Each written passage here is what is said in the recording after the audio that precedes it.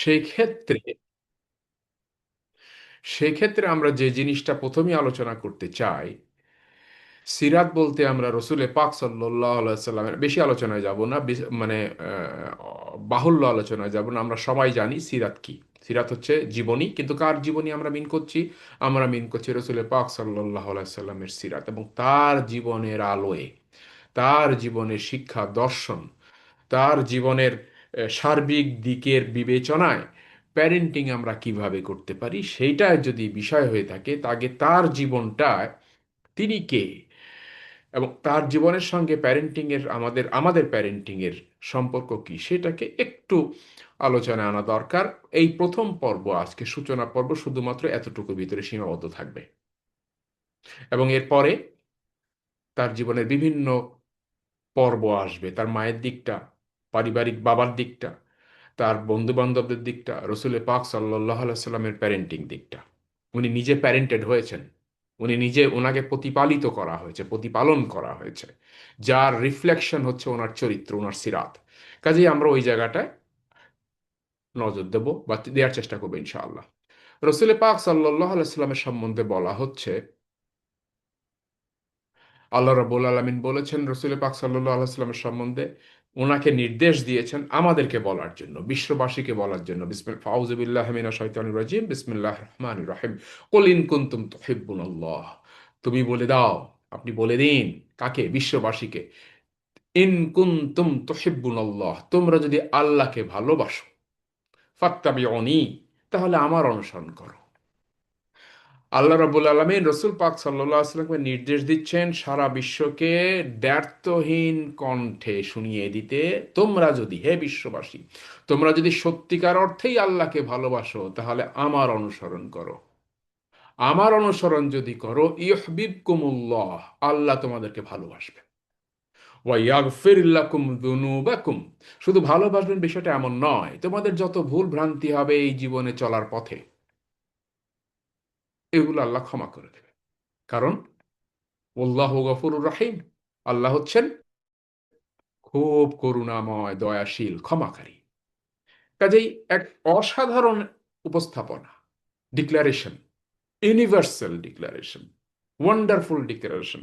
আল্লাহকে ভালো যদি বাসো, তাহলে আমাকে, আমার অনুসরণ করো। আমাকে যদি অনুসরণ করো, আল্লাহ তোমাদের ক্ষমা করে দেবেন। তোমাদের জীবনে চলতে ফিরতে যত ভুলই হোক না কেন, আল্লাহ তোমাদের ক্ষমা করে দেবেন, কারণ উনি ক্ষমা করতে ভালোবাসেন।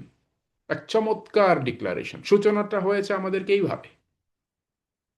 আল্লাহ নিজেই বলছেন, আন-নাবিয়্যু আওলা বিল মুমিনিনা মিন আনফুসিহিম, আমরা নিজেদের জীবনকে, নিজেদের সত্তাকে যতটা ভালোবাসি, আল্লাহ রাব্বুল আলামিন, আল্লাহ রসুল সাল্লাল্লাহু আলাইহি সাল্লাম আমাদের, আমি আমার নিজেকে যতটা ভালোবাসি, তার চাইতে আমাকে আল্লাহ রসুল সাল্লাল্লাহু আলাইহি সাল্লাম ভালোবাসেন। চমৎকার ডিক্লারেশন। সাল্লাল্লাহু আলা মুহাম্মদ, ইয়া রাসূলুল্লাহ, ফিদাকা আবি ওয়া উম্মি ইয়া রাসূলুল্লাহ। আমি আমাকে যতটা ভালোবাসি, তার চাইতে আমাকে আমার রসুল বেশি ভালোবাসেন। এবং এই ডিক্লারেশনটা কোনো ব্যক্তির নয়, কারো সাক্ষ্যের প্রয়োজন নাই। স্বয়ং আল্লাহ রাব্বুল আলামিন বলছেন কুরআনুল কারীমে সূরা আহজাবের 6 নম্বর আয়াতে, আমি আয়াতাংশ উল্লেখ করেছি, এই হলেন আমার রসুল, যিনি আমাকে আমার চাইতে বেশি ভালোবাসেন। আমি আমার নিজেকে সাজানোর জন্য যত শ্রম, যত সময়, যত যত অর্থ সম্পদ, আয় ব্যয় যাই করি না কেন, যত রকম আমার চেষ্টা সাধনা থাকুক না কেন, আমি দিন শেষে আমি আমাকে ভালোবাসি।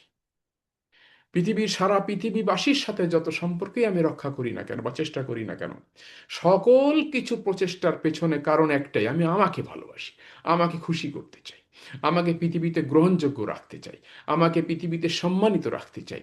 সকল প্রচেষ্টার মূলে, আমার সকল আয় ব্যয়, সকল কি বলে, উপস্থাপনার মূলে একটা মাত্র কারণ, আমি ভালো থাকব। আমি আমাকে ভালোবাসি বলেই আমি ভালো থাকবো, এই জন্য। অথচ আল্লাহ রাব্বুল আলামিন বলছেন, আল্লাহর রসুল, এই যে আমার প্রতি আমার যে ভালোবাসা, তার চাইতে আল্লাহ রসুল আমাকে বেশি ভালোবাসেন। সুবহান আল্লাহ, ইনি হলেন আমার রসুল। আল্লাহ রাব্বুল আলামিন বলছেন, ওমা আতাকুমুর রসুল, আমার রসুল রসুল তোমাদেরকে যা দেন, ওয়ামা আতাকুমুর রসুল ফাখজুহু, সেটা নিয়ে নাও, গ্রহণ করো, without any question, without any doubt, without any hesitation, without any arguments. আমার রসুল তোমাদের যা দেয়, উনি যা দেন নিয়ে নাও। ওমা নাহাকুম আনহু, আর যেখান থেকে তিনি তোমাদেরকে নিষেধ করেন, ফান্তাহু, বিরত থাকো সেখান থেকে, নিজেকে নিবৃত রাখো।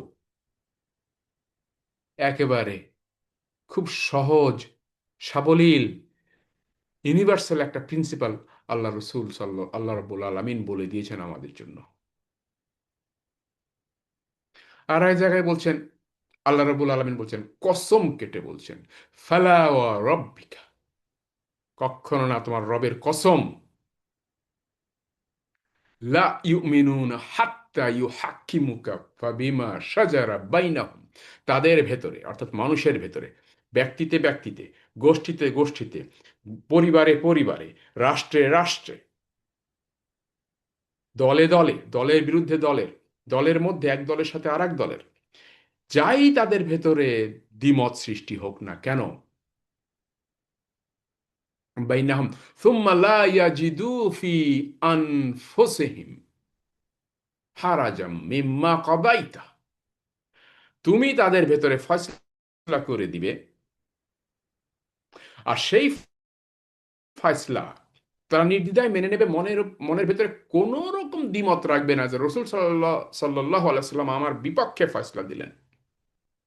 কোনো দুঃখ, কোনো ক্ষোভ, কোনো কষ্ট কিচ্ছু রাখবে না। এমন অবস্থা না হওয়া পর্যন্ত তারা কখনো মুসলমান হবে না, মুমিন হবে না।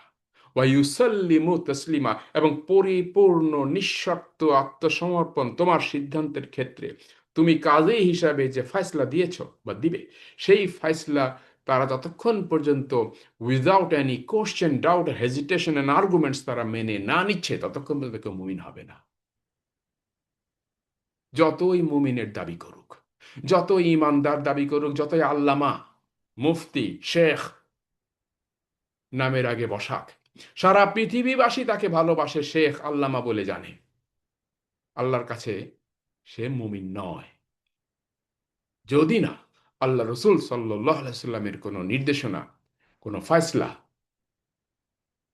বিনা শর্তে নিঃশর্তভাবে মেনে নিলেন, এবং এই শর্ত, এই ফয়সলা তার মতের বিরুদ্ধে, তার চয়েসের বিরুদ্ধে, personal choice, personal rights, individual choice, আজকে পৃথিবীতে আমাদের ছেলেমেয়েরা শেখে, এটা আমার রাইট, আমি অ্যাডাল্ট, আমি 18 বছর বয়স হয়ে গেছে, দিস ইজ মাই রাইট।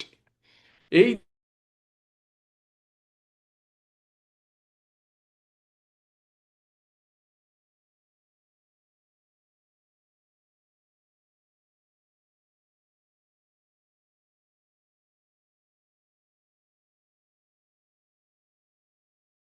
ইসলামের ফয়সলাকে নিঃশর্তভাবে মেনে নিয়ে পরিপূর্ণভাবে তার সাথে আত্মসমর্পণ করবে, সেখানে এইটা না হওয়া পর্যন্ত কেউ মুমিন হতে পারবে না। স্পষ্ট কথা আল্লাহ রাব্বুল আলামিনের। আল্লাহ রাব্বুল আলামিন, আল্লাহ রসুল সাল্লাল্লাহু আলাইহি সাল্লাম তার জামানায়, এবং 1400 বছর পরে আজকে, আজকের যুগে 21 শতকের এই 2026-এ আমি যখন বেঁচে আছি, আমি কেন পরিপূর্ণভাবে আল্লাহ রব্বুল আলমিনের উপরে, আল্লাহ রব্বুল আলমিনের দেয়া বিধানকে পরিপূর্ণভাবে মেনে নিয়ে তার অনুবর্তী হচ্ছি না, মুসলমান হচ্ছি না, তার পাকা পাক্কা ইমানদার মুমিন হিসাবে, মুসলমান হিসাবে কেন নিজেকে টিকিয়ে রাখছি না, এই চিন্তায় পেরেশান থাকতেন এতটাই যে আল্লাহ রাব্বুল আলামিন শেষ পর্যন্ত কোরআনে বললেন, লাআল্লাকা বাখিউন নাফসাক,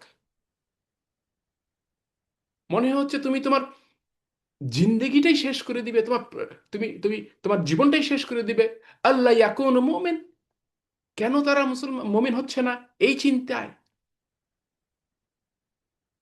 আল্লাহ রাব্বুল আলামিন, আল্লাহ রাসূল সাল্লাল্লাহু আলাইহি সাল্লাম তার নিজের সন্তান, তার স্ত্রী, তার ব্যবসা বাণিজ্য, তার সংসার, তার পারিপার্শ্বিক পরিবেশ, তার নিজের লাভ ক্ষতির ব্যাপারে কিচ্ছু চিন্তা করলেন না, এতটা ব্যস্ত হলেন না।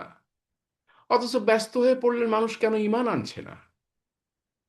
আর তারই ব্যস্ততা দেখে, রাসূলুল্লাহ সাল্লাল্লাহু আলাইহি সাল্লামের এই পেরেশানি দেখে আল্লাহ পাক বলে বসলেন, লাআল্লাকা বাখিউন নাফসাক, মনে হচ্ছে যে আপনি আপনার জীবনটা শেষ করে দিবেন শুধু এই কারণে যে আল্লাহ ইয়াকুনু মুমিনুন, তারা মুসলমান পরিপূর্ণভাবে ইমানদার হলো না এই জন্য। তাহলে আল্লাহ যখন এই কথাটা বলেন, আল্লাহ রাসূল সাল্লাল্লাহু আলাইহি সাল্লামের পেরেশানির বিষয়টা মাত্রা তো টের পাচ্ছেন। আল্লাহ যখন এই কথা বলছেন, তখন আল্লাহ নিজেই, মানে ব্যাপারটা মানুষ, পৃথিবীর মানুষ টের না পাক, আল্লাহ তো জানছেন রাসূল সাল্লাল্লাহু আলাইহি সাল্লামের পেরেশানি কতটা ছিল। ফলে আল্লাহ সাক্ষ্য দিচ্ছেন, লাকাদ জাআকুম রাসূলুম মিন আনফুসিকুম, তোমাদের ভেতর থেকেই একজনকে আমি তোমাদের রসূল পাঠিয়েছি।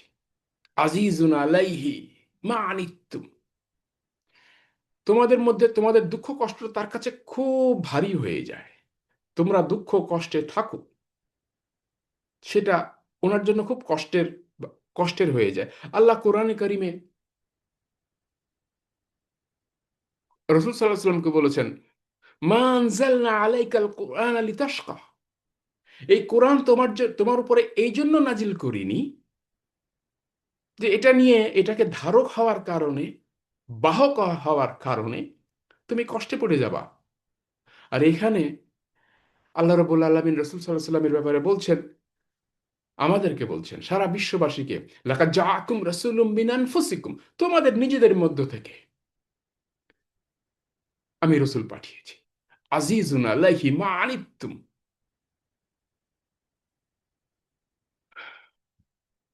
যে তোমাদের দুঃখ কষ্টটা, তোমাদের জীবন কঠিন হয়ে গেলে, ওটা তার জন্য, তোমাদের জীবন কঠিন হয়ে যাবে, হয়ে গেছে বা হয়ে গেছিল, এটা তার জন্য খুব কষ্টের।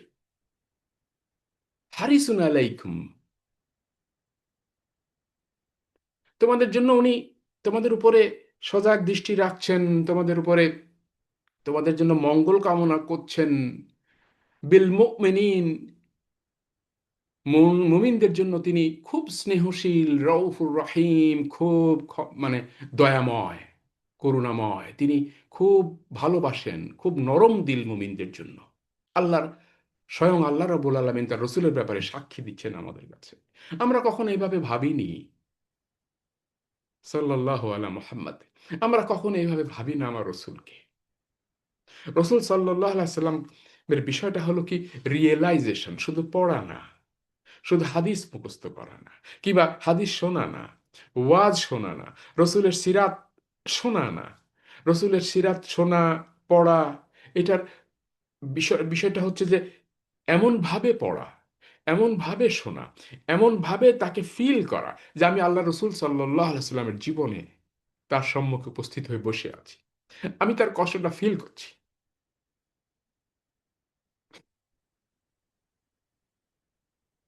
রসুল সাল্লাহ সাল্লামের একটা হাদিস হচ্ছে, মিন আসাদ্দি উম্মতি লি হুব্বান হুব্বান হুব্বান নাসি ইয়াকুনু বাদি,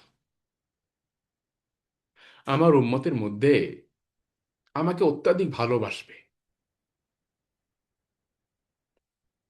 আমার উম্মতের মধ্যে কিছু মানুষ আমাকে অত্যাধিক ভালোবাসবে, তারা তারা তারা হচ্ছে আমার পরে আসবে, তারা আমার পরে আসবে। তেমনি রসুল সাল্লাহ সাল্লাম যাদের সম্মুখে এই কথাটা বলছেন, তাদের কথা বলছেন না, তারা রসুল সাল্লাহ সাল্লামের ভালোবাসায় জীবন দিয়ে দিয়েছেন। আমরা ইতিহাস জানি সাহাবদের জীবনী থেকে, হাসতে হাসতে জীবন বিলিয়ে দিয়েছেন। আল্লাহ পাক সেই সব আসহাবদের সামনে এই কথাটা বলছেন, বলছেন তারা আমার পরে আসবে। আমি বিগত, মানে উনি ইন্তেকাল হওয়ার পরে কথা বলছেন।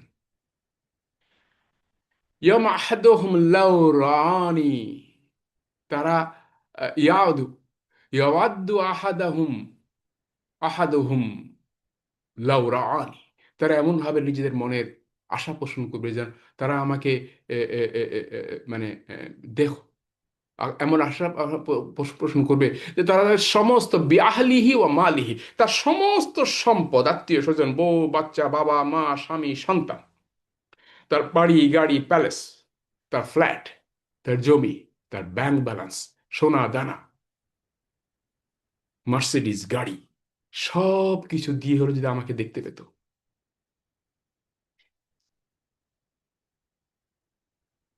ইয়া রাসূলুল্লাহ, আল্লাহ রসুল সাল্লাম জানতেন, জানলেন যে পৃথিবীতে এমন সময় আসবে, ওনার ইন্তেকালের পরে এমন কিছু লোক আসবে যারা জীবনের সমস্ত কিছু দিয়ে হলো আল্লাহ রসুলকে দেখতে চাইবে। আপনার আশেপাশে এমন কেউ নাই?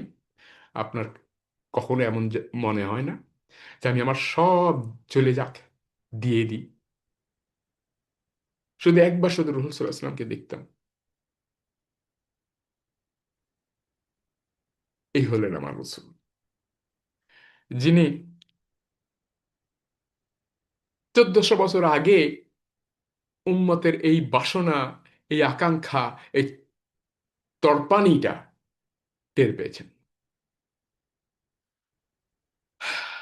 আর এক জায়গায় আল্লাহ রসুল সাল্লাল্লাহু আলাইহি ওয়াসাল্লাম বলেছেন, লা ইউমিনু আহাদুকুম হাত্তা আকুনা হাব্বা ইলাই, তোমাদের কেউ মুমিন হতে পারবে না, প্রকৃত মুমিন হতে পারবে না কি, আহাব্বা ইলাহি মিন ওয়ালিদিহি ওয়া ওয়ালাদিহি ওয়ান নাসি আজমাইন, যতক্ষণ পর্যন্ত আল্লাহর রসুল, আমি তার নিকট তার নিজের বাবা মা, সন্তান সন্ততি এবং সমস্ত মানুষ পৃথিবীতে আপনি যাকে যত বেশি ভালোবাসেন,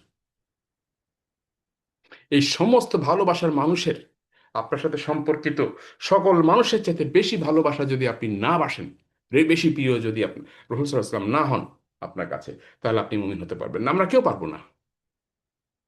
আল্লাহ রাসূল সাল্লাল্লাহু আলাইহি ওয়াসাল্লামের কথা। একবার আল্লাহ রাসূল সাল্লাল্লাহু আলাইহি ওয়াসাল্লাম এক ধরনের আবেগ মিশ্রিত ভাষায় বলেছেন, আমার আর মানুষের উদাহরণ হলো ওই ব্যক্তির মতো যে আগুন জ্বালিয়েছে, আগুন চারপাশ আলোকিত করলে কীট পতঙ্গ এসে ভিড় জমাতে থাকে, পতঙ্গগুলো আগুনে ঝাঁপিয়ে পড়ে, আর এই লোক, অর্থাৎ নিজেকে ইয়ে করে বলছেন, নিজেকে ইন্ডিকেট করে বলছেন এই লোক, ওই লোক তাদের সেখান থেকে তুলে ছুঁড়ে ফেলে, আগুন থেকে বাঁচায়, আবার তারা সেখানে ঝাঁপিয়ে পড়ে, তিনি তাদের সেখান থেকে উদ্ধার করেন। আমি তোমাদের জাহান্নামের আগুন থেকে বাধা দিই, আর মানুষ সেখানে ঝাঁপিয়ে পড়ে। কি আবেগী! ইয়া রাসূলুল্লাহ, কি চমৎকার! মনে হচ্ছে কথাগুলো মনের ভেতর থেকে উথলে উঠে আসছে। আল্লাহ রসুলের ভালোবাসা উম্মতের জন্য, এই আমাদের জন্য। আব্দুল্লাহ বিন আমর বিন আস রাদিয়াল্লাহু তাআলা আনহু সেই হাদিস, এটা অনেক বড় হাদিস, ফলে আমি এই হাদিসটাকে ইয়ে করতে পারি, যেহেতু আমি মুহাদ্দিস নই, মুফতি নই, কিন্তু আপনারা এটা খুব ভালো জানেন, ইব্রাহিম আলাইহিসসালামের দোয়া সূরা ইব্রাহিমের 36 নম্বর আয়াত এবং ঈসা আলাইহিসসালামের দোয়া সূরা মাইদার 118 নম্বর আয়াত তেলাওয়াত করলেন একবার। তেলাওয়াত করে আল্লাহ রাসূল সাল্লাল্লাহু আলাইহি ওয়াসাল্লাম আল্লাহর কাছে কান্না করতে লাগলেন, ইয়া উম্মতি, ইয়া উম্মতি, হায় আমার উম্মত, হায় আমার উম্মত। আপনার জন্য কেঁদেছেন, হায় তামজিদ, আমার জন্য কেঁদেছেন, হায় জিয়া।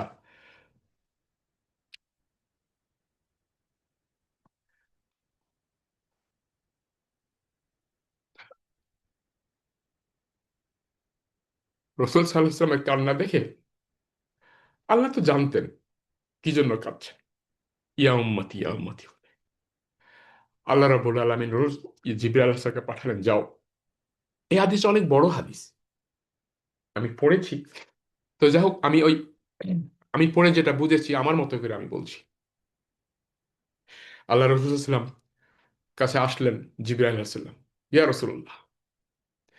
তখন রসুল সাল্লাল্লাহু আলাইহি ওয়াসাল্লাম তার মনের উম্মতের ব্যাপারে কেন পেরেশান হচ্ছেন সেসব বললেন, এবং আল্লাহ রাসূল সাল্লাল্লাহু আলাইহি ওয়াসাল্লাম আল্লাহর কাছে আরজি জানালেন। আল্লাহ রাব্বুল আলামিন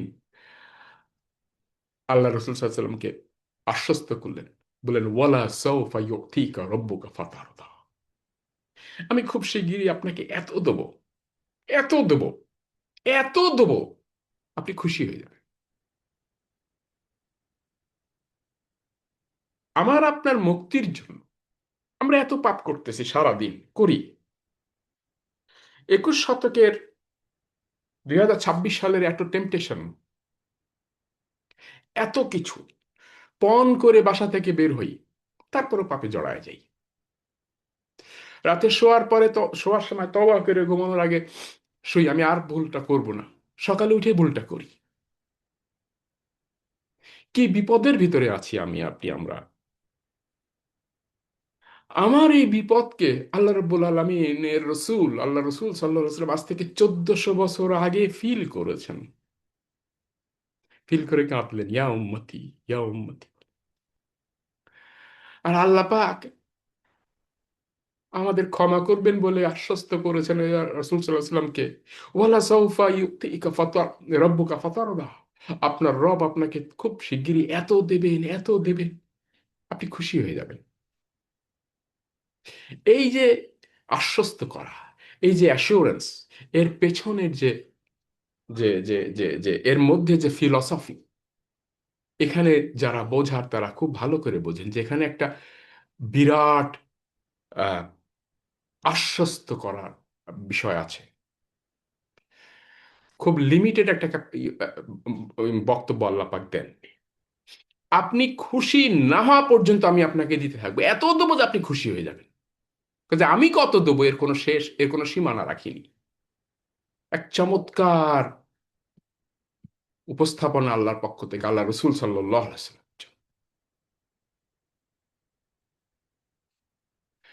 আর এক জায়গায় আল্লাহ রাব্বুল আলামিন, আল্লাহ রাসূল সাল্লাল্লাহু আলাইহি ওয়াসাল্লাম নিজে বলেছেন, লা ইউমিনু আবদুন হাত্তা আকুনা হাব্বা ইলাইহি মিন আহলিহি ওয়া মালিহি ওয়ান নাসি আজমাইন।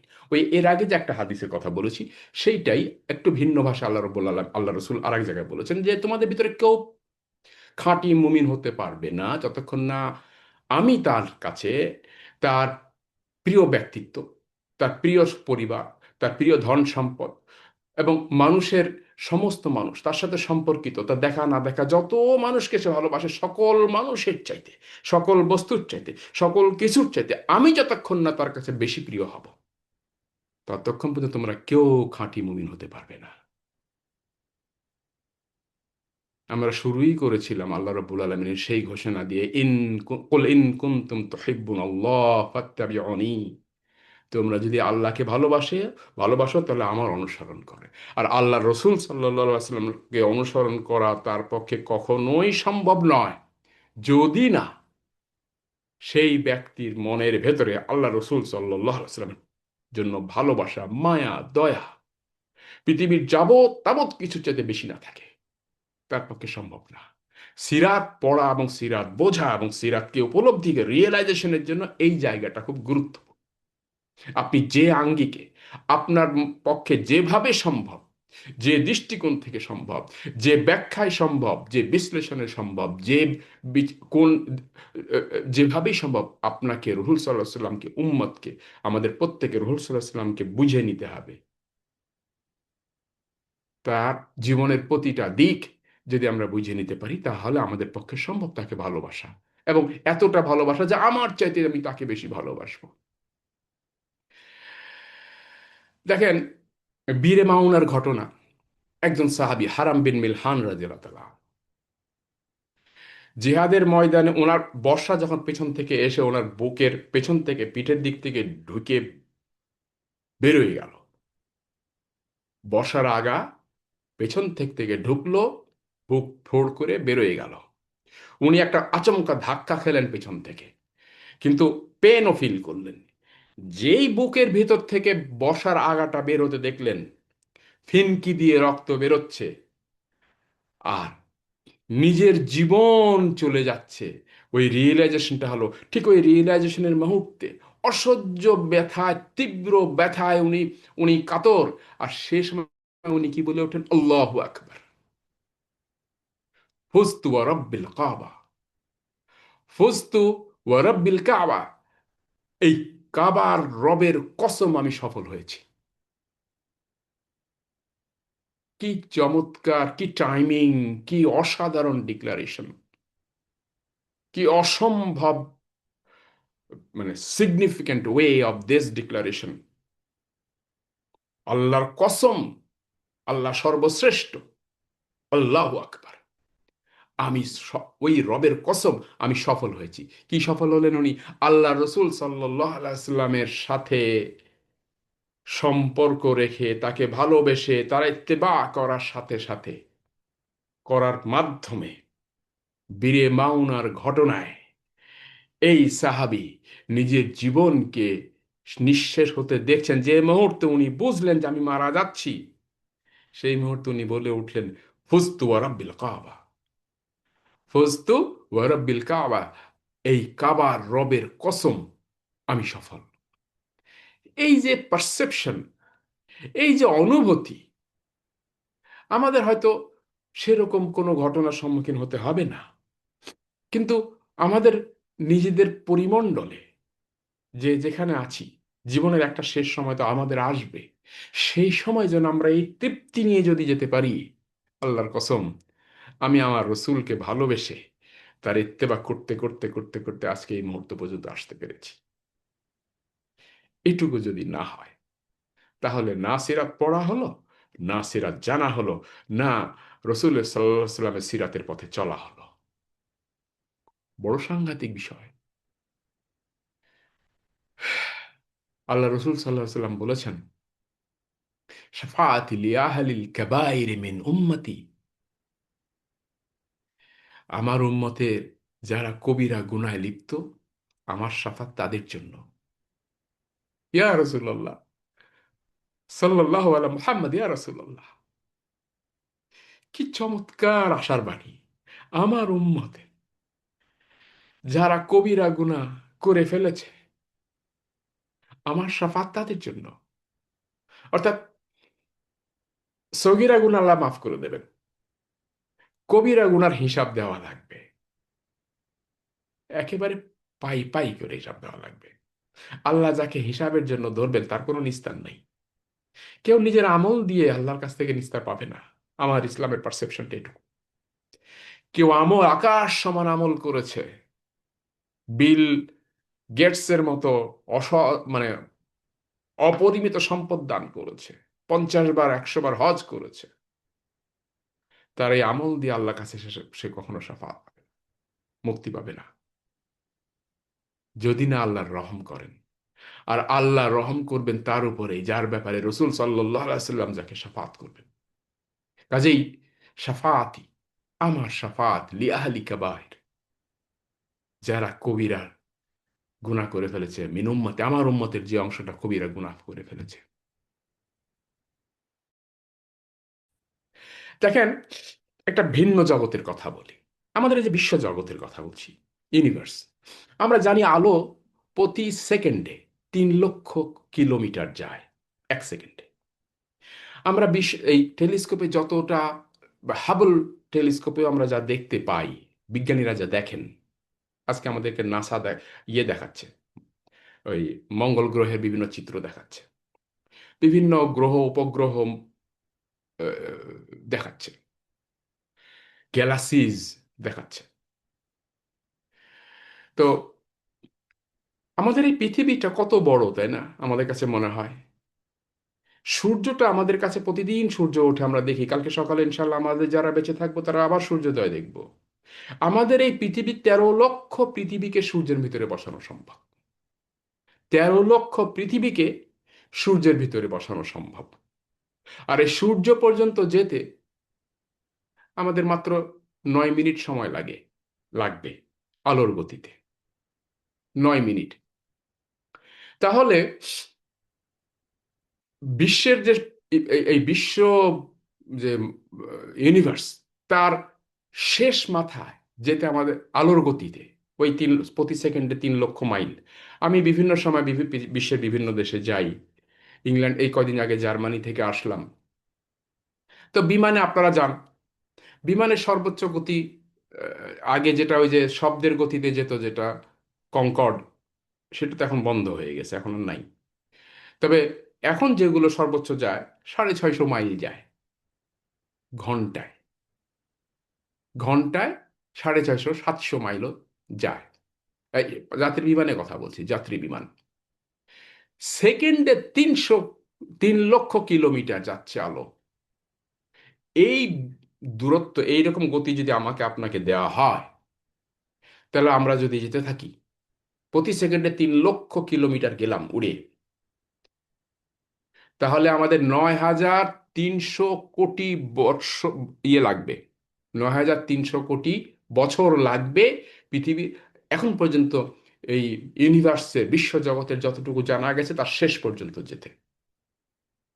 সমস্যা হলো, আমরা যদি সেই গতি আমাদেরকে দেওয়াও হয়, পেয়েও যান আপনি, তারপরেও আপনি পৃথিবীর শেষ দেখতে পারবেন না। কারণ 9,300 কোটি বছর পর আপনি যখন যেটাকে পৃথিবীর শেষ প্রান্ত বলে জানছেন, সেখানে যখন যাবেন দেখবেন এই 9,300 কোটি বছরের ভেতরে পৃথিবী আরো অনেক আগায় গেছে। কারণ এটা, এই মহাবিশ্ব, এটা নিত্যই বড় হচ্ছে বেলুনের মতো, বিশাল। কাজে আপনি শেষ মাথা কখনো যেতে পারবেন না, এত বিশাল এই বিশ্বজগৎ।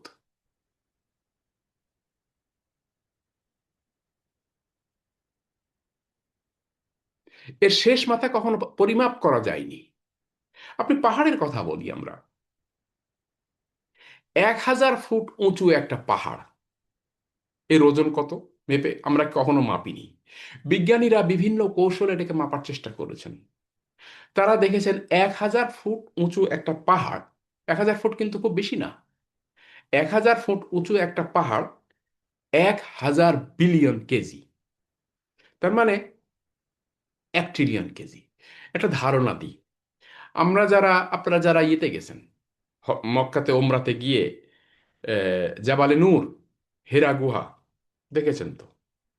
আমি 1995 সালে, সম্ভবত আজ থেকে 32 বছর আগে পাহাড়ে উঠেছিলাম। এখন নাকি সিঁড়ি হয়েছে, তখন সিঁড়ি ছিল না। তখন আমার বয়স ছিল প্রায় 33-34 বছরের যুবক, তাগড়া যুবক ছিলাম আমি। আজ থেকে 32-33 বছর আগে, 32 বছর আগে আমি ওই পাহাড়ে উঠেছিলাম। ওই পাহাড়টার উচ্চতা হচ্ছে 2,100 ফুট মাত্র। তো এই হেরা পাহাড়টাকে, হেরা গুহাটাকে যদি কেটে সারা বিশ্বের মানুষকে ভাগ করে দেওয়া হয়, 700 কোটি মানুষকে 3 কেজি করে এক একজনের ভাগে পড়বে, 3 কেজি। অথচ তার চাইতে এভারেস্ট হচ্ছে 28 গুণ বড়, মানে 14 গুণ বড়, 28,000 ফুট। এই কথা বলার মানে হলো যে এই বিশাল পাহাড়, এই বিশাল আকাশ, বিশ্বজগৎ, এদের ব্যাপারে আল্লাহ বলছেন, লাউ আনজালনা হাযাল কুরআন আলা জাবালিন লারাআইতাহু খাশিয়াতাম মুতাসাদ্দিআম মিন খাশিয়াতিল্লাহ। তুমি দেখতে, যদি আমি এই কোরআন পাহাড়ের উপর অবতীর্ণ করতাম, তাহলে দেখতে পেতে যে পাহাড় বিনীত হয়ে আল্লাহ তাআলার কাছে বিদীর্ণ হয়ে গেছে, ফেটে গেছে, চূর্ণ বিচ্ছিন্ন হয়ে গেছে। আপনি একটা পাথর ভেঙে দেখান তো, ছোট্ট একটা পাথর, অথচ কোরআনের ভারে এই পাহাড় বিদীর্ণ হয়ে যাচ্ছে। ওয়াতিলকাল আমসালু নাদরিবুহা লিন্নাস, এই উপমাটা আমি মানুষের কাছে উপস্থাপন করি, লাআল্লাহুম ইয়াতাফাক্কারুন, যেন হয়তো তারা একটু ফিকির করবে। হায়, আমরা কোরআন পড়ি, আজকে আগামীকাল সকালে ইনশাল্লাহ বেঁচে থাকলে আবার তো সেই তেলাওয়াতি হবে, এক পারা, এক পাতা, 2 পাতা, 10 লাইন, যারা করেন নিয়মিত তাদের কথা বলছি। কেউ কিন্তু এইভাবে ভেবে দেখিনি, দেখি না, আমি জানি না কয়জনে দেখেন যে যে কোরআনটা আমার হাতে, আমি যে কোরআনের আয়াতটা আপনার সম্মুখে, আপনি যে এখন দেখছেন একটা আয়াত, সূরা হাশরের 21 নম্বর আয়াত, এইটুকু যদি কোনো পাহাড়ের উপরে নাজিল করা হতো, তাহলে সেই পাহাড় ভয়ে, আল্লাহর ভয়ে, কোরআনের ভারে, এই আয়াতের ভারে, এই আয়াতটুকুর ভারে চূর্ণ বিচূর্ণ হয়ে যেত। কি অসম্ভব, কি অসাধারণ এক কিতাব! আল্লাহ বলছেন, ইন্না আরাদনা ইন্না আরাদনা লামানাতা আলা আলা সামাওয়াতি, সামাওয়াত বহু বচন,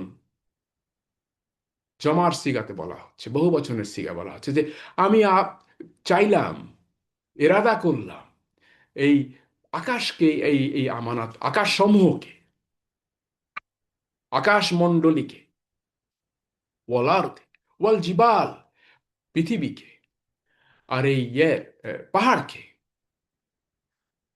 ফাআবাইনা আন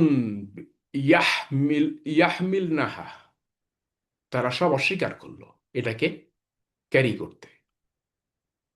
ও আশফাকনা, এবং তারা ভয়ে কাঁপতে শুরু করলো, ভয়ে ভীত হয়ে গেল। মিনহা ও আশফাকনা মিনহা ও হামালাহাল ইনসান, মানুষ সেটাকে ভার নিল, সেটা ক্যারি করলো। যে এই বিশাল বিশ্ব জগতের কথা বললাম, পাহাড়ের কথা বললাম, সাগরের কথা তো বলিনি, এই সবগুলো তারা কেউ কোরআনের ভার নিতে চায় না, অথচ তাদের বিস্তৃতি, তাদের বিশালত্ব, আমি ক্ষুদ্র, আমি আপনি, আমাদের ক্ষুদ্র মানুষের মাথাতেও ঢোকে না, কল্পনাও করতে পারি না। তারা কেউ এই কোরআনের ভার নিতে চাইলো না, কারণ এটা এমন একটা জিনিস, ভার নিতে হবে, আল্লাহ না তাদের উপরে ভারটা দিয়ে দেন, এই ভয়ে তারা কাঁপতে থাকলো ভয়ে। মানুষ সেই ভারটা নিল, নেওয়ার পরে মানুষ কি করলো? ইন্নাহু কানা জালুমান জাহুল, আসলে মানুষ জালেম, অজ্ঞ। নিল বটে, কিন্তু মূল্যায়ন করলো না। নিয়েছে বটে, মূল্যায়ন করছে না। তাহলে সে কতটা অজ্ঞ! সে কোরআনকে তার রিয়েল পিকচার, রিয়েল পার্সপেক্টিভকে ফিল করছে না। অথচ ফিল করার সময়টা তার হাত থেকে চলে যাচ্ছে প্রতিটা মুহূর্ত।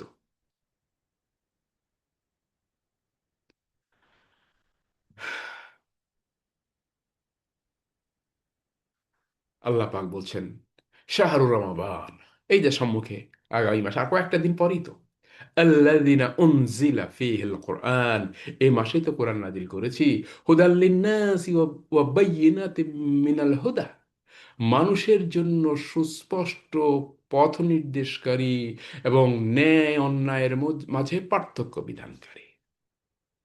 আর এক জায়গায় বলছেন ওয়া নাজ্জালনা আলাইকাল কিতাবা তিবিয়ানান লিকুল্লি শাইইন, আপনার রসূল সাল্লাল্লাহু আলাইহি ওয়াসাল্লামকে বলছেন, আপনার উপরে আমি কোরআন নাজিল করেছি সকল কিছু বিস্তারিত ব্যাখ্যা দিয়ে।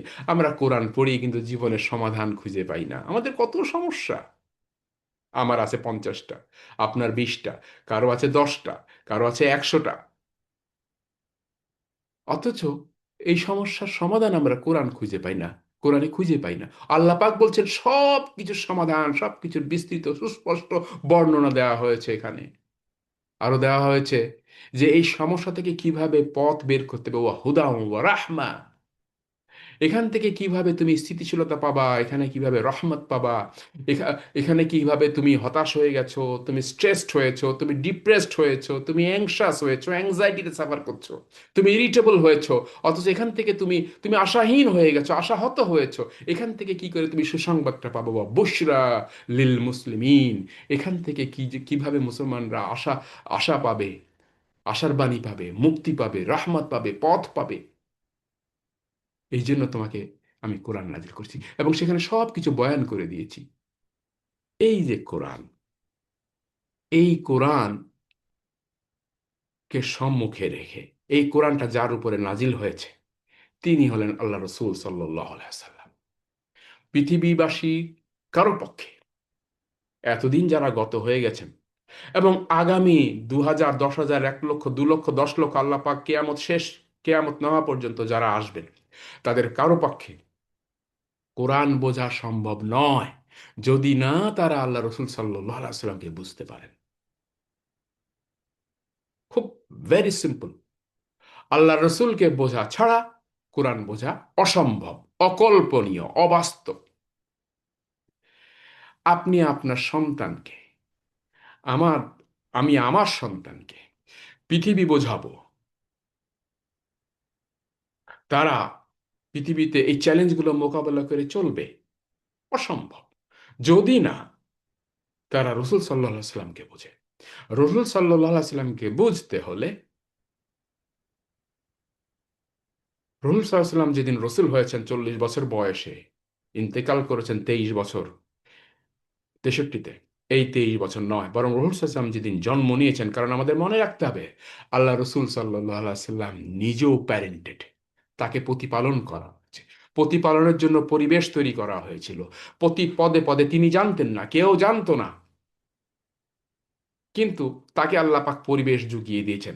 আমরা যদি যারা তাফাক্কার করে, যারা তাজাক্কার করে, যারা চিন্তা করে, যারা খোঁজে, যাদের মাথায় একটু ঘিলু আছে, যারা সিরিয়াসলি চিন্তা করে, তারা আল্লাহ রসুল সাল্লাহ সাল্লামের জন্ম এবং তার আগে থেকে শুরু করবে। রসুল সাল্লাহ সাল্লামের প্যারেন্টিং শুরু হয়েছে, রসুল সাল্লাহ সাল্লামের মা, নানি, তার দাদা, বাবা, দাদা, দাদি, সেই ধারা থেকে দেখে আসতে হবে আমাদেরকে। আমরা হয়তো মাসের পর মাস এটা নিয়ে আলোচনা করতে পারি চাইলে, কিন্তু আমাদের সে সময় হবে না। আমরা আগামী কয়েকটা পর্বে এই আলোচনাটাই করবো ইনশাআল্লাহ। আমরা দেখতে চাইব যে আল্লাহ রসুল সাল্লাহ সাল্লাম আমার জন্য কেঁদেছেন। দেখেন, আমি একটা কথা বলি, আমার একটা ব্যক্তিগত অভিজ্ঞতার কথা বলি। আমি বিভিন্ন জায়গায় বিভিন্ন রসুল আসলামের সিরাতের উপরে, কিংবা প্যারেন্টিং এর উপরে, কিংবা মেন্টাল হেলথের উপরে, বাচ্চাদের লেখাপড়া, কগনিটিভ ডেভেলপমেন্টের উপরে, পৃথিবীর বিভিন্ন দেশে বিভিন্ন সেমিনারে আমি কিছুদিন আগে ইয়েতে গত বছর ইন্দোনেশিয়া, সিঙ্গাপুর, মালয়েশিয়াতে প্রোগ্রাম করে এসেছি। কয়েকদিন আগে জার্মানি থেকে করে এসেছি। সো আবার এই যে জুনে আমি আমেরিকা কয়েকটা প্রোগ্রাম আছে আমার। তো এই প্রোগ্রামগুলো আমি করি, চেষ্টা করি আর কি। আমার প্রোগ্রাম বিভিন্ন ভাইরা শোনেন, ঘটনাক্রমে হয়তো শুনে ফেলেন সোশ্যাল মিডিয়ায়। বাংলাদেশে একজন ডাক্তার আছেন, প্রফেসর জাহাঙ্গীর কবির, আপনারা অনেকেই চেনেন। খুব নামকরা ডাক্তার, বাইপাস সার্জারি করেন, হার্ট হার্ট সার্জন উনি, কার্ডিয়াক সার্জন। স্যার একদিন আমাকে, গত বছর তিনেক আগেকার কথা, একদিন হঠাৎ করে টেলিফোন করেছেন। স্যারের সাথে আমার কখনো দেখা নাই, কথা নাই, স্যারের সাথে কথা বলার তো সাহসই আমার হবে না, আমি ছোট মানুষ। স্যার একদিন, আমি তখন লন্ডনে, সম্ভবত বার্মিংহামে ছিলাম, স্যার আমাকে টেলিফোন করেছেন। টেলিফোন করে আমাকে একটা নাম্বার দিলেন যে ওনার এক ক্লায়েন্টের কথা, ওনার এক রুগীর কথা, বাইপাস সার্জারি করেছেন উনি, পোস্ট অপারেটিভ কমপ্লিকেশন হয়েছে, চিকিৎসাধীন ছিল ওনার আওতায়। উনি আমাকে বললেন যে এই ভদ্রলোক, ওনার রুগীর কথা বলছেন, এই ভদ্রলোক বিছানায় শুয়ে শুয়ে আপনার লেকচারগুলো শোনে, প্রায় দেখি।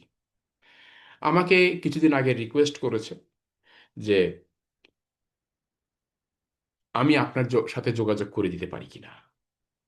আমি একজনের কাছ থেকে আপনার নাম্বার নিয়ে তাকে দিয়েছি, আর তার নাম্বারটা আপনাকে দিচ্ছি।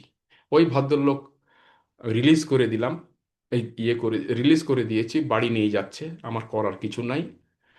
আউট অফ মানে চিকিৎসার নাগালের বাইরে। সম্ভবত দুই একদিন যদি হায়াত থাকে, বেঁচে থাকবে।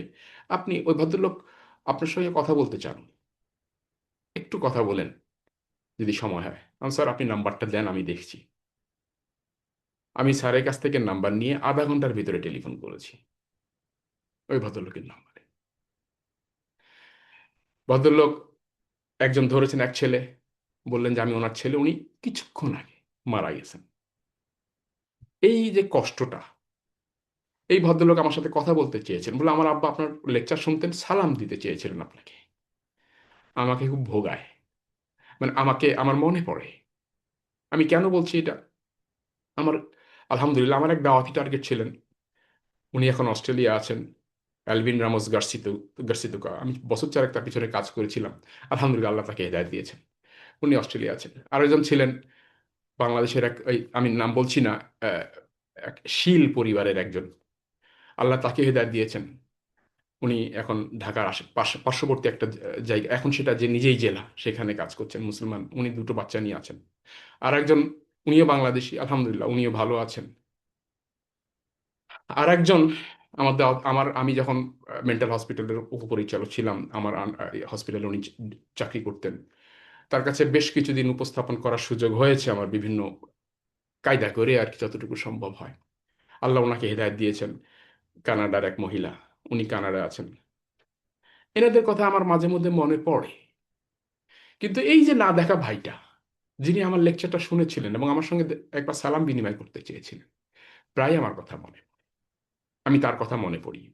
ভাইটা কি না বলতে চেয়েছিলেন আমাকে, স্যারকে দিয়ে এইভাবে আমাকে টেলিফোন করিয়েছিলেন। এটা যখন ভাবি, তখন আমি রিলেট করার চেষ্টা করি। আমার কথা এইভাবেই রসুল সাল্লাহ সাল্লাম আজ থেকে 1400 বছর আগে মনে করেছেন, ইয়া উম্মতি, ইয়া উম্মতি। আপনাকেও স্মরণ করেছেন, আপনার সন্তানদেরও স্মরণ করেছেন, ইয়া উম্মতি, ইয়া উম্মতি।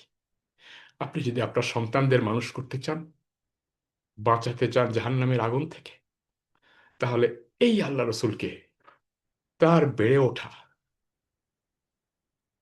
40 বছরের আগের সময়টা, এইটা আমাদের জানাই লাগবে। এইটা জানতে পারলে আমাদের সন্তানদের প্রতিপালনে, প্যারেন্টিংয়ে আমাদের জন্য খুব সহজ হবে, একটা পথ বেরোয় আসবে ইনশাআল্লাহ। আপনারা এতক্ষণ আমার মতো একজন উম্মির লোকের কথা শুনলেন, এই জন্য অসংখ্য ধন্যবাদ। জাযাকুমুল্লাহ খায়র। আসসালামু আলাইকুম রহমতুল্লাহি ওয়া বারাকাতুহু। ওয়ালাইকুম আসসালাম রহমতুল্লাহি ওয়া বারাকাতুহু। স্যার, আমরা কি আপনার কাছ থেকে 2-5 মিনিট পেতে পারি? জি প্লিজ, ইনশাআল্লাহ। জি, আলহামদুলিল্লাহ, শুক্রান। আসলে অপালক দৃষ্টিতে স্যারের রকিকাতুল কলব আমি আসলে শুনেছিলাম যে নরম হৃদয়ের মানুষের কাছ থেকে যখন হুজুর পাক সাল্লাল্লাহু আলাইহি সাল্লামের জীবনী শোনা হয় তখন সেটা ট্রান্সফার হয়। তো আমি আসলে আমাদের যে সম্মানিত অতিথি, আমার যে ভাইরা আছে, প্রাণপ্রিয় ভাইরা যারা গত 4 বছর ধরে আমরা একসাথে আছি, আমি মানে অপলক দৃষ্টিতে একবার হচ্ছে যে নোট ডাউন করছিলাম যে স্যারকে আমার কোন কোন বিষয়গুলো তুলে ধরা দরকার, আর একটা জিনিস ভাবছিলাম যে আমার কোন ভাই আসেননি, এই জিনিসগুলো দেখছিলাম। তো আমি আসলে আমাদের যে উপস্থিতি ভাইজানরা আছেন, আমরা তো আসলে স্যারকে খুব অল্প সময়ের জন্য মানে এজাজত নিয়েছি যে স্যার আমাদের হয়তো 5-6 পর্বে ইনশাল্লাহ এটা ডিক্লিয়ার করবেন। আজকের যে পর্বটা আমাদের স্যার খুব চমৎকার করে প্রারম্ভ টেনেছেন, হুজুর পাক সাল্লাল্লাহু আলাইহি সাল্লামের যে গুরুত্ব, মর্যাদা, হুজুর পাক সাল্লাল্লাহু আলাইহি সাল্লাম কোন দয়াল নবী ছিলেন, কোন ভালোবাসার নবী ছিলেন, কোন মোহাব্বতের মানুষ ছিলেন, যে আমি আমার বাচ্চাটা, আমি আমার পৃথিবীতে হয়তো সবচাইতে বেশি ভালোবাসি, আমার 4 বছরের একটা বাচ্চা আছে, তার থেকেও বেশি ভালোবাসতে হবে। তো এই যে যে হাদিসগুলো তুলে ধরে হৃদয়ের যে নাড়াচাড়া, হৃদয়ের যে আন্দোলন সৃষ্টি করলেন, আমি বারংবার দেখেছি স্যার কেঁদেছেন। তো এই অনুভূতিগুলো আসলে বোঝার মতন আমার যে ভাইজানরা এখানে উপস্থিত হয়েছেন, আমি দেখেছি পুরো 1 ঘন্টা ধরে আমার শায়েখ মুফতি আব্দুল্লাহ তামিম শায়েখকেও দেখছিলাম, উনি ছিলেন। এবং আসলে আমাদের বাংলা ইকরা একাডেমিতে সম্ভবত আমার জানা মতে একমাত্র পিএইচডি ডক্টরেট হোল্ডার হচ্ছে আমাদের আইয়ুব ভাই, আইয়ুব ভাইও ছিলেন। আমি জানি না যে কারোর কোনো কোশ্চিন আছে কিনা, কারোর যদি কোনো কোশ্চিন থাকে আজকের পর্বের জন্য হ্যান্ড রাইজ করবেন। আর যদি কোনো কথামালা থাকে আমি আমাদের পক্ষ থেকে শুধু আইয়ুব ভাইকে অনুরোধ করব। ডক্টর আইয়ুব ভাই কে আছেন? এমডি আইয়ুব ভাই, আমি একটা ভিডিও দেখেছি। জি জি, ইনশাআল্লাহ আছি।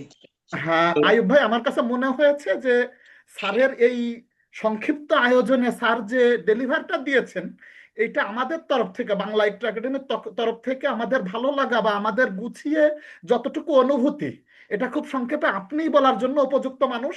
এবং স্যারকে আসলে আমাদের পক্ষ থেকে স্যার বারংবার বলেছেন যে আসলে এরকম আলেম সমাজের মধ্যে কথা বলার মতন স্যার আসলে যোগ্য কিনা বলে আসলে নিজেকে হয়তোবা উপস্থাপন করেছেন। তো এই জায়গা থেকে আমি আমার আইয়ুব ভাইকে বিনীত অনুরোধ করব যে আমরা আসলে স্যারকে কিভাবে করে আসলে নিতে পারি বা আমাদের এই ক্লাসগুলো নেওয়া পসিবল। এবং আপনি আপনার অনুভূতি দিয়ে যদি কোনো কোশ্চিন থাকে বা স্যারের এই আয়োজন থেকে আপনার সংক্ষিপ্ত অনুভূতি যদি আইয়ুব ভাই আপনি তুলে ধরতেন, আপনার সংক্ষিপ্ত পরিচয় দিয়ে আপনি আপনার ক্ষুদ্র কথার মধ্যে দিয়ে স্যারকে একটু ডেলিভার করবেন। আইয়ুব ভাই। আসসালামু আলাইকুম রহমতুল্লাহ, জাযাকুমুল্লাহ খায়ের।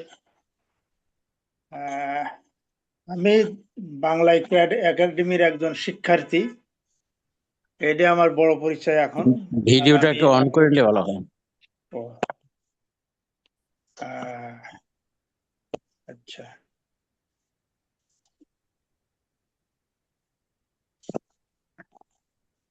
আমি যেটা বলছিলাম যে আমি বাংলা একাডেমির একজন শিক্ষার্থী, সেটা আমার এখন বড় পরিচয়। আর আমার কর্মজীবনে আমি বাংলাদেশ কৃষি গবেষণা ইনস্টিটিউটের পরিচালক ছিলাম, এবং আমার লেখাপড়া আমি পোস্ট ডক্টরাল করছি। পিএইচডি হলো ইউকে থেকে, এবং পোস্ট ডক্টরাল জার্মানি থেকে, আলেকজান্ডার হোমবোল্ড ফাউন্ডেশনের আন্ডারে ফেলোশিপ। যাই হোক, আসলে আমরা তো আহ, অনেক, আমাদের জীবন বয়স কম হয়নি, অনেক বক্তৃতা, কথামালা, অনেক কিছু শুনি। আসলে উপস্থাপনটাই হলো আসল জিনিস, যে কে কিভাবে উপস্থান করছে, যে বক্তব্যগুলো হৃদয়গ্রাহী করে তুলছেন। একটা হলো যে কানে শোনা, আর একটা হলো হৃদয় দিয়ে শোনা।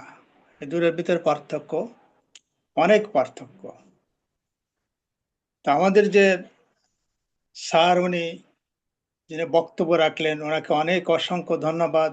উনি আসলে হৃদয় দিয়ে কথা বলছেন এবং এর হৃদয়টাকে উনি কানেক্ট করছেন হুজুরে পাক সাল্লাল্লাহু আলাইহি সাল্লামকে, আমাদের দোয়ার নবীর যে হৃদয়গ্রাহী যে দাওয়াত মিশন ছিল, যে দরদ মাখা হৃদয় দিয়ে উনি উম্মতকে ফিল করছেন, তার সঙ্গে উনি কানেক্ট করছেন ওনার হৃদয়কে। আসলে ওনার কথাগুলো খুব সাদাসিধে ছিল এবং সাদাসিধে হওয়ার ফলে আমরা সবাই উপলব্ধি করতে পেরেছি যে হুজুর সাল্লাল্লাহু আলাইহি সাল্লামের এই জগতে আসার মিশনটা কি ছিল এবং আমাদের মিশন তার সঙ্গে কিভাবে প্যারালালি বা আমাদের মিশনটাকে তার অ্যালাইন করা যায়, এ সম্পর্কে উনি যথেষ্ট উনি চেষ্টা করছেন মহান আল্লাহ পাক রব্বুল আলমিনের বাণী দিয়ে এবং নবী পাক সাল্লাল্লাহু আলাইহি সাল্লামের হাদিস দিয়ে। আসলে এই ধরনের কথা আমাদের শোনার দরকার, যাতে আমাদের হৃদয়টাও যাতে এই ধরনের অ্যালাইন হয়, যে আমাদের দুনিয়ার যে মিশন, আমাদের চলাফেরা, আমাদের চালচলন, আমাদের আচার আচরণ, এরা যাতে হুজুর সাল্লাল্লাহু আলাইহি সাল্লামের আখলাকের সাথে, ওনার সিরাতের সাথে অ্যালাইন হয়, তাহলে তো আমরা আল্লাহ পাকের যে ঘোষণা আছে যে আমরা মাপ পাবো, উনি যে প্রথম শুরু করছেন যে আয়াত দিয়ে, যে আমরা আমাদের আলটিমেট টার্গেট হলো মাপ পাওয়া। এবং উনি একটা কথা বলছেন খুবই গুরুত্বপূর্ণ, যেটা কথাটা যে নবী পাক সাল্লাল্লাহু আলাইহি সাল্লাম বলছে যে আমার সুপারিশ তো কবিরা গুনাহওয়ালা বান্দাদের জন্য, উম্মতের জন্য। তা আমরা তো সবাই কবিরা গুনার ভিতর লিপ্ত, সুতরাং আমাদের এটা ফিল করতে, অনুভব করতে হবে যে এই ধরনের আলোচনার মাধ্যমে আমাদের হৃদয়টাকে ওইভাবে হৃদয়ে এইগুলা মানে গেঁথে নেওয়া। তা আমার কথা লম্বা হয়ে যাচ্ছে, আমি শেষ করছি। আসলে এই ধরনের কথা আমাদের শোনার জন্যে ওনার নির্দিষ্ট একটা উনি টাইমলি শেষ করছেন যে 10টার ভিতরে, যে 1 ঘন্টা করে, যদি হুজুর সাল্লাল্লাহু আলাইহি ওয়াসাল্লামের সিরাত তো অনেক বেশি, তো এরকম যদি আমরা একটা লম্বা সময় নিয়ে আমরা শুনতে পাতাম যে ওনার অনেকগুলো ঘটনা, প্রত্যেকটা ঘটনা, বেশিরভাগ যে মানে বিখ্যাত ঘটনাগুলো যদি এভাবে জানতে পারতাম, তাহলে আমরা উপকৃত হতাম। মানে অন্তত সপ্তাহে যদি একটা বা দুইটা করে ক্লাস, একটা করে মিনিমাম একটা যদি ক্লাস হয়, আমার লাগুক সেখানে 3 মাস 6 মাস লাগুক, অসুবিধে কি? তাহলে আমাদের জীবনে হুজুর সাল্লাল্লাহু আলাইহি ওয়াসাল্লামের রঙে রঙিন হওয়া সহজ হতো। তা আমি বাংলা ইকরা একাডেমিকে অনুরোধ করবো যে এইভাবে যদি ওনাকে, ওনার সাথে এইভাবে আলাপ করে, যে এই উম্মতের জন্যে, হুজুর সাল্লাল্লাহু আলাইহি ওয়াসাল্লামের উম্মতের জন্যে যদি উনি যদি এইভাবে একটু সময় দিতে পারতেন, তাহলে সবাই উপকৃত হতো। বিশেষ করে আমরা জেনারেল শিক্ষিত লোক, আমাদের জন্য এটা উপকার হতো। ধন্যবাদ সবাইকে আমাকে সুযোগ দেওয়ার জন্য। আসসালামু আলাইকুম রহমতুল্লাহ। ওয়ালাইকুম আসসালাম রহমতুল্লাহি ওয়া বারাকাতুহু। আমার আয়ুব ভাই আসলে জ্যেষ্ঠ বর্ষিয়ান মানুষ, তো আমি আসলে হয়তো গুছিয়ে কথা বলতে পারি না। ঠিক চমৎকার যে কথাগুলো আমি বলতে চাচ্ছিলাম, আমার আয়ুব ভাই সেই কথাগুলোই বলে রেখেছেন। বাংলা ইকরা একাডেমির পক্ষ থেকে আমাদের স্যার খুব চমৎকার টাইমিং এ ক্লাস শেষ করেছেন। আমরা স্যারের কাছ থেকে হয়তো বা 2-5 মিনিট সময় চেয়ে নিয়েছিলাম। আমি আমার হৃদয়ের আকুতি বা আমার বাংলা ইকরা একাডেমির পক্ষ থেকে সকলের জায়গা থেকে দায়িত্ব নিয়ে আসলে আমি এইটাই সকলের সামনেই বলতে চাই যে স্যার, আমরা আসলে হয়তোবা পরিমাণে খুবই কম, আপনি হয়তোবা হাজার হাজার লাখ লাখ মানুষের সামনে ডেলিভার করা মানুষ, আমরা এই ক্ষেত্রে হয়তোবা 50-60 জন মানুষ উপস্থিত হতে পেরেছি। আলহামদুলিল্লাহ, এই সমাজের ম্যাক্সিমাম, কেন আমি বলবো 99% মানুষই এখানে আসলে হচ্ছে যে আমরা জেনারেল ব্যাকগ্রাউন্ডের। শুধুমাত্র আমি আপনার কাছ থেকে আর 1টা মিনিট চেয়ে নিব। আমি জানি না যে আমার মুফতি আব্দুল্লাহ তামিম সাহেব এই মুহূর্তে কথা বলার মতন পরিস্থিতিতে আছেন কিনা। মুফতি আব্দুল্লাহ তামিম সাহেব কি আছেন হজরত? জি, আসসালামু আলাইকুম রহমতুল্লাহ। জি, আমি আসলে আমাদের বাংলা ইকরা একাডেমির সম্মানিত উপদেষ্টা, প্রধান উপদেষ্টা মুফতি আব্দুল্লাহ তামিম সাহেবের কাছ থেকে 1 মিনিট সময় চেয়ে নিচ্ছি যে হজরত, আমাদের বাংলা ইকরা একাডেমির পরিচালনা স্যার গত 4 বছর ধরে চলছে। আমাদের নুরসাদ ভাইয়ার পরামর্শে মূলত আমরা এই আয়োজনটা শুরু করি। একদম প্রারম্ভিক থেকে মুফতি আব্দুল্লাহ তামিম সাহেব আমাদের উপদেষ্টা। আমি চেয়েছিলাম যে এমন একজন মানুষ যিনি কিনা বাংলা, ইংরেজি এবং মিডিয়া ব্যক্তিত্ব, সাথে সাথে আমাদেরকে, আমাদের মতন এরকম উম্মি মানুষদেরকে আস্তে আস্তে গড়ে নিতে পারেন। তো উনি আমাদের আসলে মাথার তাজ হয়ে গড়ে গড়ে আস্তে আস্তে এই পর্যন্ত নিয়ে আসছেন। আর আমাদের চেয়ারম্যান সাহেব মুফতি রইস আহমেদ যশোরের সাহেব ছিলেন। তো মূলত আমি আমার একটা কয়েকদিন আগেও একটা আলোচনাতে দেখেছি যে মুফতি আব্দুল্লাহ তামিম সাহেব নিজে পোস্ট করেছিলেন যে একটা প্রোগ্রামে, আপনার ফ্রাইডেতে একটা প্রোগ্রাম ছিল, ওই প্রোগ্রামে মুফতি আব্দুল্লাহ তামিম সাহেবও যাচ্ছেন। তো আমি এই আয়োজনটার থেকেও আমার মুফতি আব্দুল্লাহ তামিম সাহেব যেহেতু আমাদের প্রধান উপদেষ্টা, শাহেকের যদি খুব সংক্ষেপে আমাদের স্যার জিয়াউল হক স্যারের জন্য কোনো মেসেজ থাকে সেটা দিয়ে আমরা আমাদের মূলত আজকের আয়োজনের শেষ আনতে যেতে চাই। হযরত পুরোটা আয়োজন জুড়ে ছিলেন, আপনার যদি কোনো কথামালা থাকে নবী পাক সাল্লাল্লাহু আলাইহি সাল্লামের সামনে, আপনি তো আসলে আমাদের সিরাত পরিচালনা করেন, এ পর্যন্ত আমরা অসংখ্য পর্ব আপনাকে নিয়ে দেখেছি। তো আমাদের স্যার জেনারেল ব্যাকগ্রাউন্ডের আলহামদুলিল্লাহ হৃদয় দিয়ে কথা বলেছেন, আপনার সংক্ষিপ্ত মূল্যায়ন দিয়ে আমরা আজকের আয়োজনের শেষান্তের বক্তব্য ওনাকে পেশ করতে চাচ্ছি। হযরত। জি, আলহামদুলিল্লাহ। আমি কথা দীর্ঘায়িত করব না। অনেক সময় হয়ে গেছে, স্যারও আমাদেরকে অনেক সুন্দর এত চমৎকার আলোচনা করছিলেন। আমি প্রত্যেকটা আয়াত এবং প্রত্যেকটা হাদিস উনি যখন পড়ছিলেন, আমি আলহামদুলিল্লাহ, আমি যেহেতু আলেম মানুষ, প্রত্যেকটার অর্থ আমি আগে থেকে যেহেতু জানি, তো পড়ার সাথে সাথেই মানে উনি আসলে কি বুঝাতে চাচ্ছেন, হৃদয় থেকে কি বলতে চাচ্ছেন, আমি খুব আহ অনুভব করেছি অন্তর থেকেই। আমার মনে হয় যে এখানে যতগুলো শ্রোতা আছে সবাই খুব মনোমুগ্ধকর ভাবে বিষয়গুলো হৃদয়ঙ্গম করেছেন। তো অনেক অনেক শুক্রিয়া স্যার, আমাদেরকে সময় দিয়েছেন। আলহামদুলিল্লাহ, আপনার চমৎকার আলোচনা ছিল। আমরা সিরাতের আমিও আলহামদুলিল্লাহ সিরাতের সাথে আছি। আলহামদুলিল্লাহ, আল্লাহ তাআলা আমাদেরকে তৌফিক দান করেন নবী করিম সাল্লাল্লাহু আলাইহি সাল্লামকে ভালোবাসার। তিনি আমাদেরকে যেমন ভাবে ভালোবেসেছেন তার চেয়েও বেশি আমরা যেন নবীকে ভালোবাসতে পারি। তো সেটাই আমার কামনা থাকবে, এবং আমিও সবার জন্য দোয়া করি। আমরা স্যারের জন্য দোয়া করি, স্যারের দীর্ঘায়ু দীর্ঘায়ু কামনা করি। আল্লাহ তাআলা আমাদেরকে তৌফিক দান করেন। আসসালামু আলাইকুম ওয়া রাহমাতুল্লাহ। ওয়ালাইকুম আসসালাম রহমতুল্লাহি ওয়া বারাকাতুহু। আমি আলহামদুলিল্লাহ আমাদের স্যারের কাছে চলে যাব। আমি শুধু একটা ঘটনা পরিশেষে বলে আমাদের জায়গা থেকে শেষ করতে চাই। বাংলা ইকরা একাডেমির জার্নি যখন 2022 সালে শুরু ছিল, তখন অ্যাকচুয়ালি প্রথম ব্যাচের একজন স্টুডেন্ট ছিল মুস্তাফিজ নাম। তো উনি প্রথম ব্যাচে আমরা 78 জন শুরু করি। ওই ব্যাচের থেকে আমরা নাইম ভাই আছেন, মুক্তার ভাই আছেন। তো ওই ব্যাচের আব্দুল্লাহ তামিম শাইখের একটা ব্যাচ ছিল, কোরআন কিভাবে অনুধাবন করতে পারি আমরা, সেই জার্নিটা শুরু হয়। তো 4টা বা 5টা ক্লাসের দিন আমাদের একজন শিক্ষার্থী মুস্তাফিজ নাম ছিল, উনি আমাকে কল দেন। এই যে আব্দুর রব ভাই রিলেট করতে পারেন ওই ব্যাচের। তো উনি আমাকে কল দিয়ে বললেন, তামজিদ ভাই, আমরা তো আলহামদুলিল্লাহ সবাই জেনারেল, আমার আসলে খুব স্বপ্ন ছিল যে আমি কোরআনটা বুঝবো। তো এখানে সমমনা একজন মানুষ, একদম চমৎকার একজন টিচারকেও পেয়েছি। এবং উনি আমাদের মুফতি আব্দুল্লাহ তামিম সাহেব শুরুও করেছিলেন যে যদি আমরা কোরআনের শিক্ষার্থী হয়ে মারা যাই তাহলে শহীদের দরজা পাবো। আচ্ছা জি ভাই, আলহামদুলিল্লাহ। আচ্ছা, কিন্তু আমার মনে হয় এই যাত্রার সময়কাল শেষ হয়ে গেছে ভাই। আমি এখন এই মুহূর্তে হাসপাতাল থেকে কথা বলছি। আমার কেন যেন মনে হচ্ছে আমি হাসপাতাল থেকে আর বাড়ি ফিরবো না। তো আব্দুল্লাহ তামিম সাহেবকে আমার সালাম দিয়ে না, আর আসলে আপনাদের এই পরিক্রমা যেন কখনো বন্ধ না হয়, আমাকে যেন আপনি মনে রেখেন যে আমি কিন্তু আপনাদের সাথে ছিলাম, আপনারা কিন্তু সাক্ষ্য দেবেন যে আমি কোরআনের শিক্ষার্থী ছিলাম। তো ওই ছিল ওনার সাথে লাস্ট কথা। এরপরে পরের দিন ওনাকে ফুপা বললেন, ওনার নিফু আর কি, ওনার ভাইয়ের ছেলে বা বোনের ছেলে আমাকে কল দিয়ে বললেন আমার ফুপা মোস্তাফিজুর রহমান মারা গেছেন। ইন্নালিল্লাহ। তো আপনারা ওনার জন্য দোয়া করবেন। তো আমার স্যার জিয়াউল হক স্যার যখন ওই যে একজন আহ, মানে রোগীর কথা বলছিলেন যে উনি আকতি দিয়ে খোঁজেন, যে তার সাথে উনি কথা বলতে পারেন নাই, ওনার যে মনের ব্যথা, আমি সাথে সাথে সে মুস্তাফিজ ভাইয়ের কথাগুলো আমার কানে ভাসতেছিল।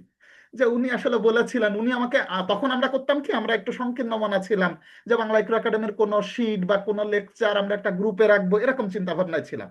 উনি হাসপাতালের বেডের থেকে বলছিলেন যে ভাই এটাকে আপনারা ওপেন করে দেন, এটাকে ওপেন করে দেন। এটা হচ্ছে যে মানুষ যারা আছে কোরআনের আয়াত শুনতে চাই, হাদিসের বাণী শুনতে চাই, এটা আসলে আটকায় রাখার কোনো দরকার নেই। যারা হাদিয়া আমরা দিতে পারি দেবো, যারা দেবো দিতে পারবো না, এইটা আটকিয়ে রাখার কোনো প্রয়োজন নাই। আপনি এটা ওপেন করে দেন, আল্লাহ তাআলা খাজানা থেকেই এইটাকে চালিয়ে নিয়ে যাবেন, এটা কখনো বন্ধ করবেন না। আর আপনারা মনে রাখেন যে আমি মুস্তাফিজ ছিলাম আপনাদের সাথে। তো আলহামদুলিল্লাহ, এই সংক্ষিপ্ত ঘটনা দিয়ে আমি আসলে আমাদের বাংলা ইকরা একাডেমি থেকে স্যারের কাছে বিনীত অনুরোধ চাই। আমার আয়ুব ভাইও বলে গেছেন যে আমাদের এই সংক্ষিপ্ত পরিসরের এই সংক্ষিপ্ত আয়োজনে আপনি ইনশাল্লাহ আমাদের এরকম 6 পর্ব না, আমাদের আবেদন, আমাদের আবদার, আমাদের দাবি হচ্ছে যে আপনার যে কোনো সময়ে এই 6 পর্বে তো আমরা যাবই, এছাড়াও পরিবর্তিতে আমরা সেই আবেদন, সেই আবদার, সেই ভালোবাসার, সেই সৌহার্দ্যের, সেই সৌজন্যতার আবেদন রাখতে চাই। আপনি আমাদের সেই ভালোবাসার মানুষ হয়ে আমাদের যে ওস্তাদরা আছেন, ওস্তাদদের চমৎকার চমৎকার ক্লাস হয় হজরত, যে আমাদের শায়েকরা পুরো কোরআন ব্যাপী, আমাদের রমজান ব্যাপী চমৎকার আয়োজন রয়েছে, যে পুরো কোরআনের যেন একটা নির্যাসটা ওনারা তুলে ধরেন, আমরা আসলে পুরো কোরআন যা শোনাতে পারি। আমাদের খুব চমৎকার আগামীকালকে একটা আয়োজন রয়েছে। আমাদের সম্মানিত যারা আছেন তাদেরকে বলতে চাই, বাংলাদেশের অন্যতম কারি কারি আনামুল সাদি, উনি ইনশাল্লাহ আসবেন মাস্কের জন্য। তো এই আয়োজনগুলোতেও আসলে আলহামদুলিল্লাহ আমরা যেন আপনাকে পরামর্শক হিসেবে পাই, এবং আপনার কাছে পরিশেষে যেতে চাই যে আমাদের এই আয়োজনে আপনার অসম্ভব ব্যস্ততার মধ্যে দিয়েও আমরা মাঝে মাঝে যেন আপনাকে আসলে পাশে পাই, সেই দোয়া চাই, এবং আপনার শেষ কথামালা দিয়ে আজকের আয়োজন শেষ করার জন্য বিনীত অনুরোধ করছি। আসসালামু আলাইকুম রহমতুল্লাহ। জি স্যার।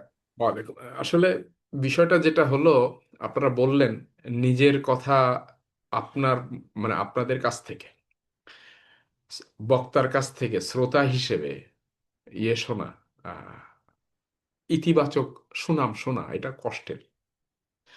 এটা কষ্টের এবং এটা এক ধরনের ফিতনা। তো এই জন্য আল্লাহর কাছে পানাহ চাচ্ছি। বারাকাল্লাহু লাকুম। আল্লাহ আপনাদের চিন্তা মননে, আপনাদের আমার ব্যাপারে আপনারা যে উচ্চ ধারণা পোষণ করেছেন সে ব্যাপারে আমি রসুল সাল্লাহ সাল্লামের সেই কথাটা বলতে পারি। এক সাহাবী রসুল সাল্লামকে বলেছিলেন, আকরামাক আল্লাহ কামা আকরামতেন। আপনি যেমন আমাকে সম্মান দিলেন, আল্লাহ আপনাকে সম্মান দিক। আমি সেই কথাই বলতে চাই, মুফতি সাহেবকে বলতে চাই, ডক্টর আইয়ুব স্যারকে বলতে চাই, আপনাকে বলতে চাই, আপনারা আমাকে যেভাবে সম্মান দিচ্ছেন আল্লাহ আপনাদের সম্মানিত করুক। আকরামাকুমুল্লাহ কামা আকরামতেন। আমি উম্মি মানুষ, আসলে আমার জ্ঞানের সীমাবদ্ধতা যদি আপনারা জানতেন তাহলে আপনারা আমার কাছে দাবি করতেন না। তারপরেও যেহেতু রসুল সাল্লাহ সাল্লামের সিরাত, আমি রসুল সাল্লামের নিয়ে কথা বলতে খুব ভালোবাসি, আমার খুব ভালো লাগে। আমি জানি আমি কম জানি, কিন্তু আমার ভালো লাগে। মা খাদিজা রাদিয়াল্লাহু তাআলা আনহা নিয়ে কথা বলতে খুব ভালো লাগে। তাদের মা খাদিজা রাদিয়াল্লাহু তাআলা আনহার যখন রসুল সাল্লাহ সাল্লামের ব্যাপারে বিশ্বাস জন্মালো, উনি বিয়ে করতে চাচ্ছেন, সেই ঘটনা আমার মনে হলে মা খাদিজার ওই সময় যে অস্থিরতা গেছে বেশ প্রায় 1.5-2 বছর সময়টা, আমার ওই ওই মা খাদিজার ওইটা আমার খুব কষ্ট হয়, আমি খুব ফিল করি ওনাকে। আমি বিয়ের পরে খাদিজা রাদিয়াল্লাহু তাআলা আনহা দীর্ঘ 15 বছর রাসূলের সাথে থেকেছেন, নিজের সমস্ত জীবন সম্পদ সব শেষ করে দিয়েছেন হেরা গুহা, ইয়েতে কি বলে, সেই আবু তালিবে 3 বছর প্রায় না খেয়ে বের হয়ে থেকেছেন, বের হয়েছেন। আমি এগুলো খুব ফিল করার চেষ্টা করি, এবং আমি খুঁজে খুঁজে আমি খুব মানে কি বলবো, আমি রিলেট করার চেষ্টা করি, আমার খুব কষ্ট হয়, আমি ফিল করি।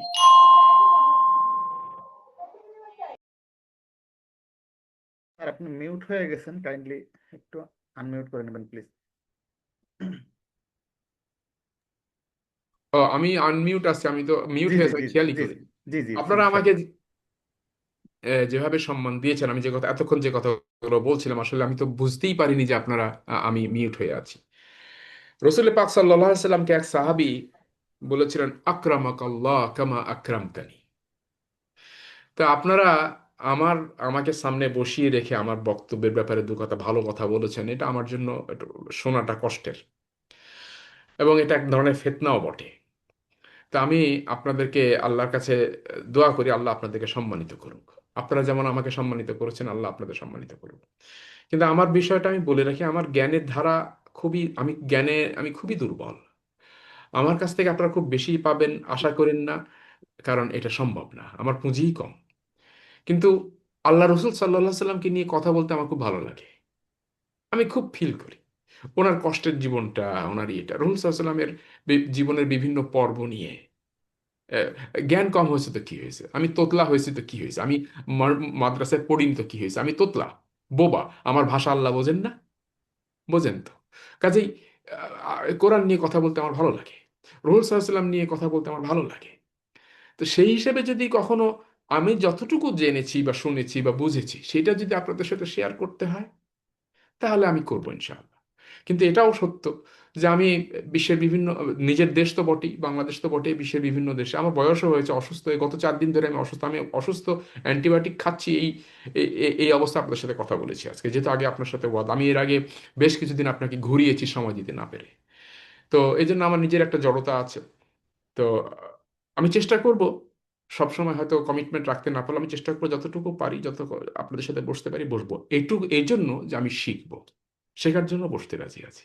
জাজাকুমুল্লাহ খায়র। আসসালামু আলাইকুম রহমতুল্লাহি ওয়া আসসালামু আলাইকুম রহমতুল্লাহি ওয়া বারাকাতুহু। বাংলা ইকরা একাডেমির পক্ষ থেকে আজকের আয়োজন আমরা এখানে শেষ করতে চাচ্ছি। সকলকে আগামীকালকে কারি আনামুল সাদি শেখের ইনশাল্লাহ আয়োজন রয়েছে, আপনারা গ্রুপে গ্রুপে দাওয়াত পেয়ে যাবেন, সেই আয়োজনে উপস্থিত থাকবেন। এবং আমাদের আজকের আয়োজনটির 6 পর্বের প্রথম পর্ব শেষ হলো। আগামী পর্ব আমরা কখন কবে কিভাবে করব সেটার টাইমিংটা ইনশাল্লাহ আপনারা গ্রুপে গ্রুপে জেনে যাবেন। আসসালামু আলাইকুম রহমতুল্লাহি ওয়া বারাকাতুহু।